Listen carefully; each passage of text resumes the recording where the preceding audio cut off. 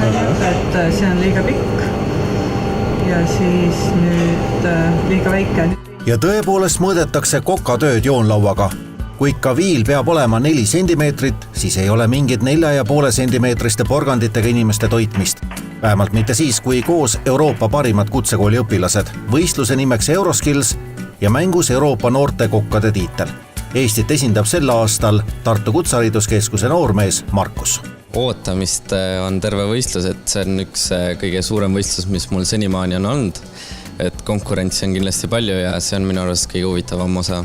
Võistluskokkamine ei ole tavaline kokkamine. Tavalisel köögitööl on eelkõige see, et töötaja teeb oma igapäevast asja, millega ta on harjunud, mida ta on teinud mitmeid kordi ja võib-olla ka mille keegi on talle juba ette andnud.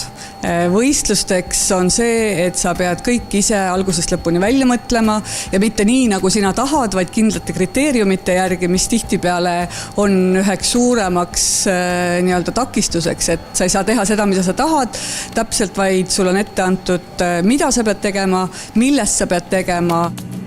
Markusel on ka omajagu kunstiannet ning erialavalikul oligi kaalul kunst või kokandus. Aga lõpuks leidis noormees, et tegemist on päris lähedaste erialadega. Tõeline kokakunst on kunstitöö.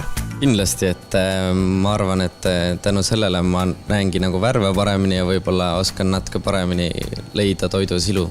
Sellisest 2 ande segamisest ongi saanud tase, millega Innove ja Haridusministeerium saadavad ta võistlema septembris Budapesti. Sel aastal on võistlusel üks ülesanne täiesti uus. Sellel aastal on siis paljude maade ekspertide tungival nõudmisel täiesti uus ülesanne, mitte enne ei ole olnud, mis on nimetuseks saanud siis cooking battle. Ehk siis kõik võistlejad teevad sama ülesannet aja peale ja seal on väga sellised põhiasjad või põhioskused, mida peab oskama, on siis põhitükeldamistehnikad ja on põhikastmed. Nii nad siis harjutavad võistlusülesandeid uuesti ja uuesti. Kas aga kokad keerulistest toitudes mõnikord ka ära tüdinevad? Kiirnuudleid teen ikka, et need on päris maitsad vahepeal kiired ja kui oled väsinud, siis on alati hea. Kokku osaleb Euroskillsil 14 Eesti kutsekoolide õpilast kokku 11 erialal.